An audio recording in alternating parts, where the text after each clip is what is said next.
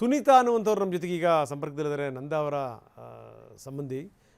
Sunita madam, ನಾವು ನೋಡ್ತಾ ಇದ್ದೀವಿ, ವೆರಿ ಅನ್ಫಾರ್ಚುನೇಟ್ ಸಂಗತಿ ಇದು. ನೋಡಿ, ಆ ಹುಡುಗಿ ಜೀವಂತ ಸಿಗ್ತಾಳೆ ಅನ್ನುವಂಥ ನಂಬಿಕೆ ಇತ್ತು, ಆದರೆ ಸಿಕ್ಕಿದ್ದು ಶವ ಆಗಿ.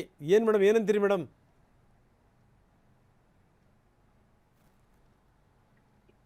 ಮೇಡಮ್ ಕೇಳ್ತಾ ಇದೆಯಾ ನನ್ನ ಧ್ವನಿ?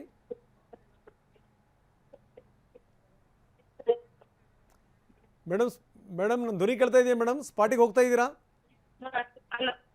ಕೇಳ್ತಾ ಇದೆ ಪಾರ್ಟಿಗೆ ಹೋಗ್ತಾ ಇದೀವಿ. Okay madam. ಮೇಡಮ್ ಏನು ಮೇಡಮ್ ಇದು? ಯಾಕೋ ಪಾಪ ನಿಗೂಢ ಅನ್ನಿಸ್ತಾ ಇದೆ. ನಿಜಕ್ಕೂ ಹಿಂಗೆ ಆಗಬಾರ್ದಾಗಿತ್ತು. ಯಾಕಂದ್ರೆ ಈಗ ತಾನೇ ಬೀಳುವ ಚಾನ್ಸಸ್ ಕಡಿಮೆ ಇದೆ. ನಾವೀಗ ಬಾಡಿ ನೋಡಿ ಗೊತ್ತಾಗ್ತದೆ ಏನು ಅಂತ ಹೇಳೋದು. ಏನು ಹೇಳಕ್ ಆಗ್ತಾ ಇಲ್ಲ, ಯಾಕೆಂದ್ರೆ ಸ್ಲಿಪ್ ಆಗುವಂತ ಚಾನ್ಸಸ್ ಕಡಿಮೆನೇ ಇದೆ. ಅಲ್ಲ, ಅವಳ ಕೈನಲ್ಲಿ ಏನಾದ್ರು ಮೊಬೈಲ್ ಏನಾದ್ರು ಇತ್ತಾ ಮೇಡಮ್? ಇಲ್ಲ, ಏನು ಇಲ್ಲ. ಯಾಕಂದ್ರೆ ಈ ಮೊಬೈಲ್ ಗಿಬೈಲ್ ಇದ್ದ ಸಂದರ್ಭದಲ್ಲಿ ಏನೋ ವಿಡಿಯೋ ಮಾಡಕ್ ಹೋಗಿ ಅಥವಾ ಫೋಟೋ ಗಿಟ್ಟ ತೆಕ್ಕೊಳಕ್ ಹೋಗಿ ಹಂಗೆ ಬಿದ್ದಿರ್ಬೋದು ಅಂತ.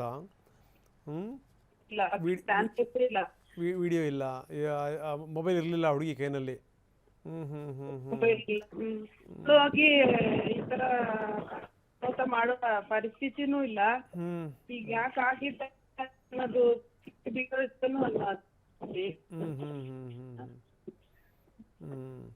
ಓಕೆ ಮೇಡಮ್, ನಿಮ್ಮ ಧ್ವನಿನೂ ಕೂಡ ಸ್ಪಷ್ಟವಾಗಿ ಕೇಳ್ತಾ ಇಲ್ಲ. ಥ್ಯಾಂಕ್ ಯು ವೆರಿ ಮಚ್ ನಮ್ಮ ಜೊತೆ ಮಾತಾಡೋದಕ್ಕೆ. ಸೊ ಇದು ಅವರ ಬಂಧು ಒಬ್ಬರು ಮಾತಾಡ್ತಾ ಇದ್ರು. ನೋಡಿ ಎಂಥ ಸಂಗತಿ. ಅವರು ಕೂಡ ಜೊತೆಗಿದ್ರು, ಕನ್ನಡನೂ ಕೂಡ ಸ್ಪಷ್ಟವಾಗಿ ಮಾತಾಡ್ತಾರೆ ಅವರು, ಕೇರಳದವರಾದರೂ ಕೂಡ. ವೆರಿ ಅನ್ಫಾರ್ಚುನೇಟ್ ಸಂಗತಿ. ಈ ರೀತಿ ಎಲ್ಲೋ ಬಂದು ಯಾವುದೋ ಊರಲ್ಲಿ ಬಿದ್ದು ಮಕ್ಕಳು ಸತ್ತು ಹೋಗ್ಬಿಟ್ರೆ ಏನು ಕತೆ? ಅವ್ರ ಮನೆ ಒಂದ್ಸರಿ ಊಹಿಸ್ಕೊಳ್ಳಿ ಹೆಂಗಿರುತ್ತೆ ಅಂತ.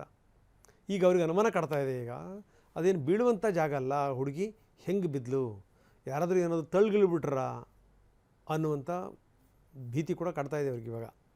ಹಿಂಗಾಗಿನೇ ನೋಡಬೇಕು, ಶವ ಸಿಕ್ಕ ಮೇಲೆ ನೋಡಬೇಕು ಅಂತ. ಶವ ಸಿಕ್ಕ ಮೇಲೆ ಏನು ನೋಡ್ಲಿಕ್ಕೆ ಸಾಧ್ಯ ಪಾಪ? ಯಾಕಂದರೆ ಅಷ್ಟು ಆಳಕ್ಕೆ ಕೆಳಗಡೆ ಬಿದ್ದಿದೆ ಆ ಬಂಡೆ ಕಲ್ಲುಗಳಲ್ಲಿ.